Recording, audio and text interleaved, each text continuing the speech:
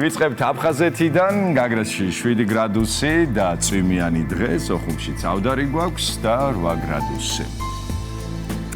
ზუგდიდში წვიმს 7 გრადუსი კვირდებიან სინოპტიკოსები, გადავინაცვლეთ მესტიაში, აქ თოვს -1 გრადუსიო გვამცნობენ სინოპტიკოსები, ფოთში კი წვიმს და 9 გრადუსია მოსავალნელი დღის განმავლობაში, ბათუმში 7 გრადუსი, წვიმიანი დღე.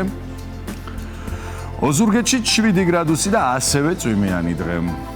ქუთაისში 5 გრადუსიო გვეუბნებიან სინოპტიკოსები, წვიმს. ამ შემთხვევაშიც ამბროლაურში კი თოვს და ბარდნის 3 გრადუსის თანხლებით, ახალციხეში 3 გრადუსიან ავარაუდები და აქაც თოვლი. ბორჯომშიც თოვს -1 გრადუსის თანხლებით და თოვს ბაკურიანშიც -3 გრადუსი. გორშიც თოვს 5 გრადუსი. ცხინვალშიც თოვს 2 გრადუსის ტემპერატურა. სტეფანწმინდაშიც თოვლია ნავარაუდები და -3 გრადუსი. გუდაურშიც თოვს და ბარდნის -6 გრადუსის თანხლებით.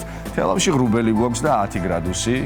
აი ესე დაგვირდნენ სინოპტიკოსები და იგივე მოცემულობა რუსთავშიც 10 გრადუსი, თბილისში კი 8 გრადუსი გვაქვს დღის განმავლობაში. მოღრუბლული იქნებაო და ჩვენი ენერგიებით გავფანტოთ ღრუბელი. რა ვიცი, აი ისეთი გვაქვს. რომანტიული კადრია ისეთი, არა? აი ისეთი გვაქვს.